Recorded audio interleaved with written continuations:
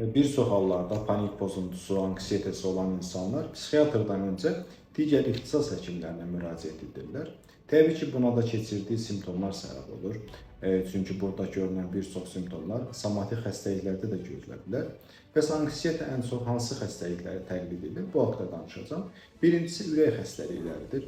Ürək döyünmə, sinədə ağrı, tənc nəfəsin olması, həmçinin insultda qol və üstə keymə, qarışqa gəzmə hissi, asmada nəfəs çatışmazlığı, dərin nəfəs alma ehtiyacı, qalxana bənzər vəzi xəstəliklərində əsəbilik, tərləmə, titrəmə, mədə-bağırsaq xəstəliklərində ürək bulanma, qarın ağrısı, ishal, vestibulyar pozuntularda baş gicəllənmə, tarazlıq hissinin pozulması, ağır nevroloji xəstəliklərdə başda təzyiq hissi, keymə, zəiflik, hipoglikemiyada, yəni qanda şəkər düşməsi zamanı əllərdə titrəmə, soyuq tər, halsızlıq və s. əlamətlər həm anksiyetədə, həm də saydığım xəstəliklərdə görülən oxşar simptomlardır.